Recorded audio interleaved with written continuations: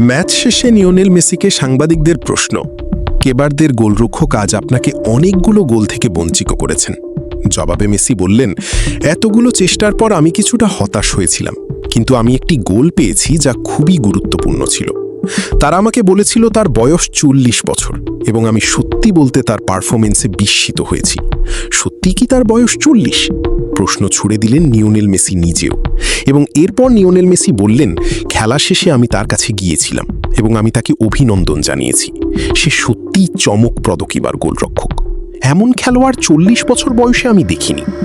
এবং সাংবাদিকদের আরও একটি প্রশ্ন, ভদিনাহ নাকি এমি মার্টিনেজ, আপনি তাকে এগিয়ে রাখবেন? মেসি সাপ জানিয়ে দিলেন, অবশ্যই আজকের ম্যাচে ভদিনা। শুধু তাই নয়, মেসি আরও বলেছেন, সত্যি বলতে আমরা আগে জানতাম যে এই ম্যাচটি অত্যন্ত কঠিন হতে চলেছে। স্পেন বা উরুগুয়ের মতো দলের বিপক্ষে এই দলটি অপরাজিত থাকাটা কোনো কাকতালীয় ঘটনা ছিল না। সেটাই এই ম্যাচে প্রমাণিত। আমাদের প্রথম গোলটি করাই ছিল সবচেয়ে কঠিন।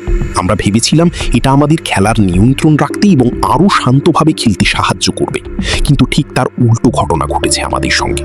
মাঝে মধ্যে আমরা নিয়ন্ত্রণ হারিয়ে ফেলেছি। আমাদের রক্ষণভাগ কিছুটা পিছিয়ে গিয়েছে, যে কারণে তারা আমাদের উপর আরও চাপ সৃষ্টি করেছিল।